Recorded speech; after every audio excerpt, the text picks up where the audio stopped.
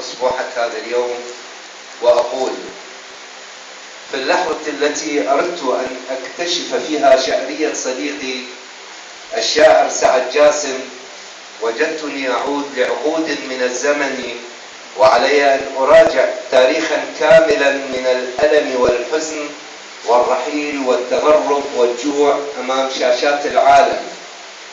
لهذا أن لحظة الاكتشاف صعبة جدا في زمن تداخلت فيه المساحات الشاسعة من الرغبة في استنطاق رحلة تمتد عبر قلب الشاعر الذي يقول: هل للشعر حقا أهمية في حياتنا؟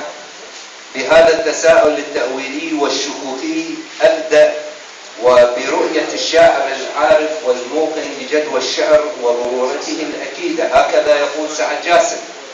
إذن هو العارف والكاشف لجدوى الشعر في زمن تشرد فيه الحياة وتوزعت بين الحروب والحصارات والملثمين والقتلة الغامضين ومفخخات الدواعش التي تحصد الفرح اليومي المؤجل في حياتنا. مرة كتبت له وهو في منفاه، وبالمناسبة يعني كنا أنا وسعد جاسم دائما ما نتواصل من خلال صفحات التواصل وحتى قبل ذلك. كتبت له: سأفترض الحياة التي تعني حياتك، وأفترض أن حياتنا تشبه تماما ما تحدثت به إليك في رسالتي الأخيرة، وأكون محايدا ولن أتحدث عن نفسي بل عن الآخرين الذين حولي يعيشون الجحيم الذي لا يشبه جحيم الآخرة. إنهم لا يكرهون ولا يحبون مثل البشر، بل يسيرون إلى الحياة بكل بساطة، ويموتون كل يوم بسيارة مفخخة أو بطلقة ملثم أو من حسرة على ما تبقى لهم في بيوتهم. سعد جاسم أو ما يشبه السيرة. يقول سعد جاسم: ولدت على ضفاف الفرات في مدينة الديوانية العراقية عام 1959 ميلادية. أمضيت طفولة قاسية في قرى وأرياف وأحياء المدينة، وقد عملت مبكرا في مهن لا تتوائم مع عمري الطفولي: قاطف فواكه، عامل بناء، عامل شتايجر، وكنت أشارك أبي في إدارة محلاته ونزواته المدهشة. والمفارقة الغريبة أن جميع أصدقائي يعتقدونني طفلا مدللا. لماذا؟ أدري ولا أدري. بدأت علاقتي بالقراءة وعوالمها أيام الدراسة الابتدائية، وكنت قارئا مهووسا، وكانت جدتي دائما تقول لي: حرامات، أنت راح تعمل يوم قبل باكر. طبعا هو كاتبها بلغة أخرى. أعيش حياتي ككائن شعري، والشعر هو خلاصي الروحي والحب الذي يؤجل موتي.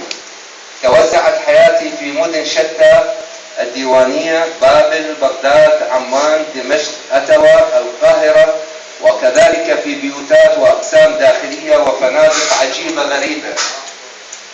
حصلت على دبلوم الإخراج والتمثيل المسرحي معهد الفنون الجميلة بغداد عام 1982 ميلادية. حصلت على بكالوريوس الإخراج والتمثيل المسرحي أكاديمية الفنون الجميلة جامعة بغداد عام 1986.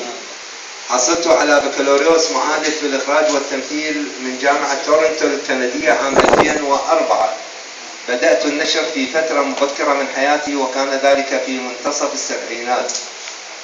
صدرت لي الأعمال الشعرية التالية: فضاءات طفل الكلام، طبع على النفقة الخاصة دار الخليل بغداد عام 1990 ميلادية. موسيقى الكائن، منشورات اتحاد الأدباء بغداد عام 1995 ميلادية.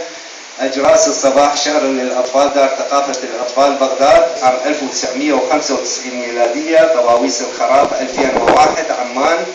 قيامة البلاد، إصدارات اتحاد أدباء باب الحلة عام 2007. أرميك كبذرة وأهطل عليك الحضارة لنشر القاهرة عام 2010. قبلة بحجم العالم، الحضارة للنشر القاهرة 2010. طائر بلا أسماء، دار الشؤون الثقافية بغداد عام 2014.